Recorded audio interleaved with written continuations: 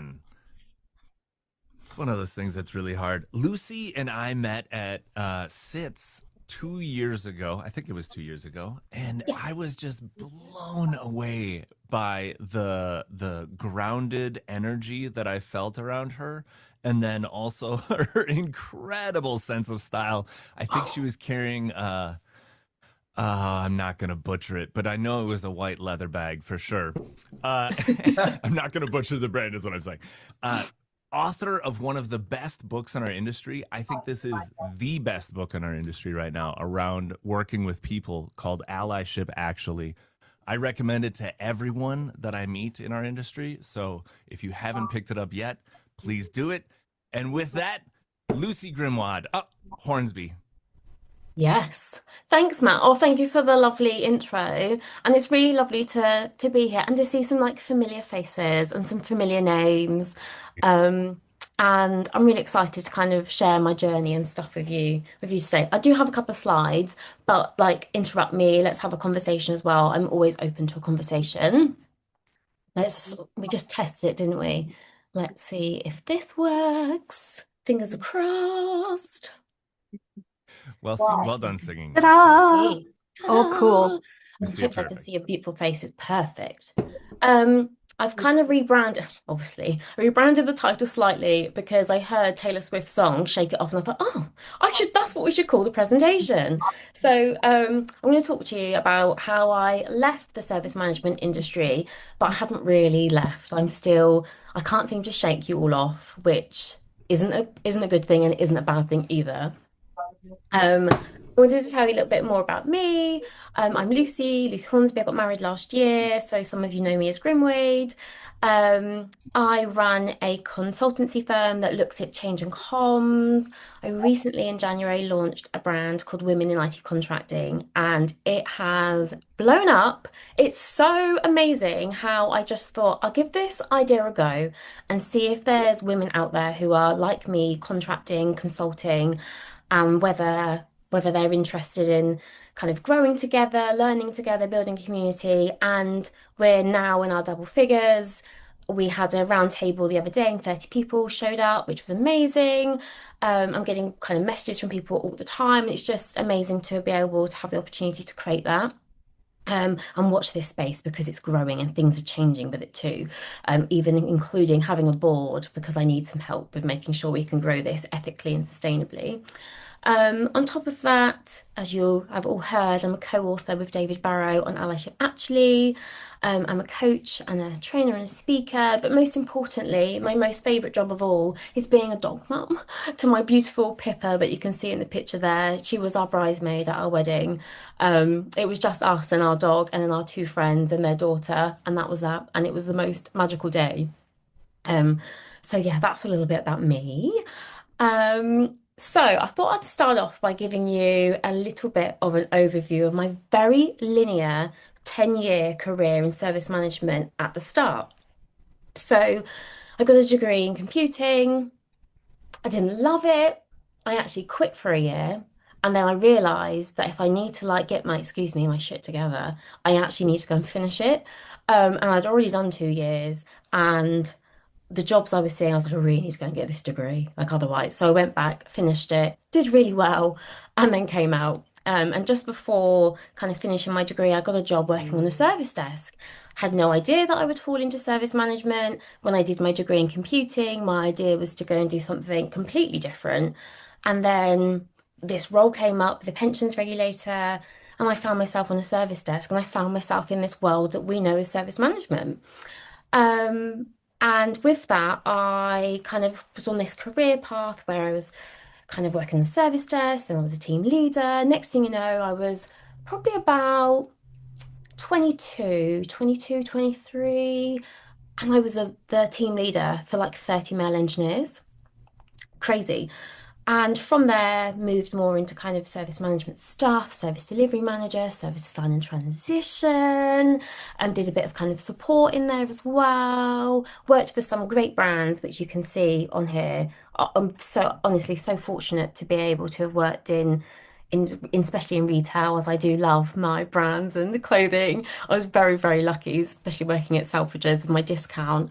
And then I kind of pivoted slightly when I was kind of after Selfridges into Virgin Media O2 from doing service design, transition, service delivery to then looking at improvements across all of the kind of our service management kind of things that we worked on. And that was my first 10 years. So all of that looks great, right? All looks good on paper. Good vibes, like everyone was so impressed. If I told them the role that I earned really good money. I got to travel. I was just so kind of and it looked so good online, in person, and everyone was like, "Oh, you're doing so good," and that kept me kind of very much like, "Oh yeah, yeah, I'm doing good." But the truth is, I was so miserable. I'd been so miserable for 10 years, and yes, I got to work for these amazing brands. Yes, I got to travel. Yes, I got to be a really young manager and lead a team and qualify and do all of these things. But I was so incredibly unhappy.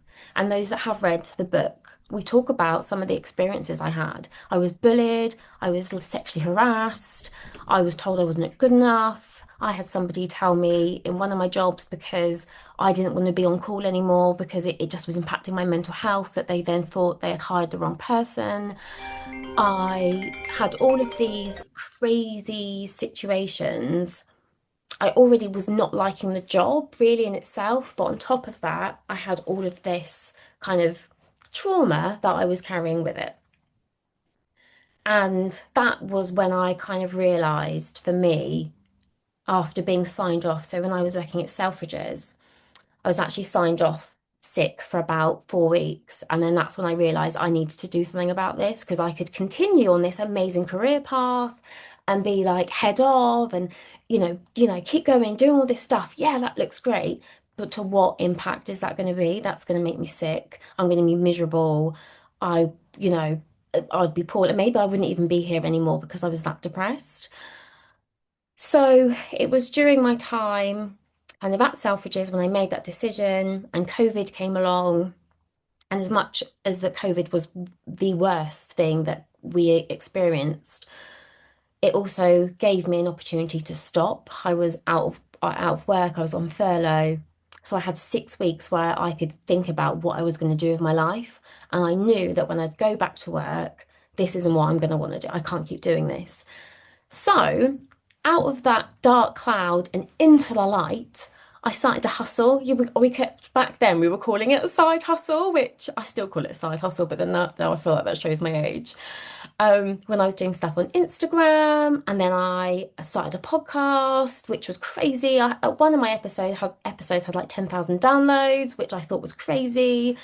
I qualified as a coach. I was networking. I was mentoring. I was getting involved in all sorts of things. I met the wonderful David Barrow, who like literally changed my life. And I knew that this was my exit strategy. Like I knew that me doing this, I knew I had to be miserable for a little bit. I knew I had to kind of still do the job. Luckily, I was doing stuff at Virgin Media O2, which wasn't so heavy service delivery management all the time. I wasn't an SDM anymore, but I was looking at the processes and stuff. It wasn't my thing, but I still knew I could have an exit here. So that helped me to like bring me to now. So I mentioned that I met the wonderful David Barrow. He helped encouraged me to leave my permanent, well-paid full-time job. And my friends around me were like, "You're crazy that you're leaving your full-time job." I did my 3 months notice, and they're like, "What are you going to go and do?" And at the time, because of the nature of contracting, right, you just kind of have to be available. So I was like, I'm just going to be available. So when a contracting opportunity comes up, I was just super brave and maybe a bit delulu. But I just kind of made that work. And then I ended up doing some contract work. Some of it was in doing service management. I did an assessment, I did some improvement work. And then this leads me on to kind of talking more positively around my service management background. Because I did so much work in service design and transition, I was able to pivot into doing change and comms because there's so many transferable skills there. I worked in tech forever, so also I can still work in change and comms and I can pivot in doing that. And because I had such a crap like job doing service delivery management and being called out at 3 a.m., I'd built up so much resilience that I was able to go and do all the things that I do now. And more, on a more kind of note of why I can't ever seem to shake service management off is you can see on here, I've got all my best friends are like creme de la creme in the industry. Obviously, the best guy in the world, David Barrow, Sophie Hussey, which I'm sure you all know, George Ottavella, who just wrote the ITIL version 5 service book, which I keep having to remind her that's an amazing big thing and she's amazing. And I've got all this knowledge as well. Like I've worked in the industry for 10 years, if not longer. So I had all this knowledge. And I find myself now doing change and comms, which by the way I love, and I'm so happy that I'm doing this as a career now because it suits my personality. I'm obsessed with people. I'm obsessed with change. I love comms. If you follow me on LinkedIn, I'm always doing something, writing something, posting something. Da, da, da, da, da. Um, and when I'm in my last contract in this contract I'm in now, they don't think about the service element. So I'm like, okay, cool. You've got this new tool that you've purchased. Well, who's going to support that? Do the service desk know about it? Hadn't even thought about it. Hadn't even thought about the service desk. And I'm like, just so you know, I used to run a service desk and we kind of need to know about these things. So I feel like sometimes I bring in this element, and then this new contract that I have, there's all these kind of question marks around it, and I said, and I kept again the same question. Well, what does that service look like? Who's gonna pick up the pieces? Who's gonna be called? Who's gonna be called out at 3 a.m. when an order doesn't get shipped from A to B? And it's those types of things that I'm always going to have that. That's what this career had given me is that it brings, yes, I can do change and comms, and I think I do it quite well, but I also have that other element where I think outside the box, I think outside my own role. And I would never have had that if I had just like done my degree, went and done like a business change and comms role. I would never have this knowledge and experience of saying, hey guys, have you thought about, and even in my previous contract when I was at BT, I even said to them in the end, being like, I'm not going to do this because I don't do this anymore. But do you want me to like start off doing a little bit of service design and like a transition plan for you? So then, and then I help bring in like a service designer to kind of help design what that service is going to look like. And if that hadn't have, and I'm like preaching to all of you who know this, but if they hadn't have done that, we would have gone live with this service and no, and like we've got to think about the end customer, the end user, that person, that human experience of trying this new tool and then it not working. And so that's it. And I think that's why as well, on the other side of the foot, and this is why David asked me to come and talk about this, is recently I've been doing some fractional work and with him for another brand. And I'm doing kind of change and adoption. So again, service man doing all this stuff, here's the process, this is the tool you're going to use, you've done all of that. But then how are you going to make sure that your teams are knowing about it, are communicated about it? What's the story? What's the narrative? You know, that they've been using this tool forever and now they're going to use this tool. That's a culture change. You're going to need someone to hold your hand, make sure that you don't revert back to using the old system because that old system, my friend, that's we're cutting that off. So you're not even going to be able to check your tickets on there because it's not going to be there anymore. And I think the industry, and now me doing the work that I do, I think sometimes we need to think about that too. So when we are running our, maybe changing an ITSM tool, because that's what I've been working on, we need to think about that change and adoption approach. And again, it's a project I'm on, a service management project I'm on. And that's what I mean by I can't really ever seem to shake you all off because I'm always kind of here having ideas, etc. Um, and I think that was the end of my slide. My other one was, yeah, was just about this, how you can get in touch with me, etc. Morning.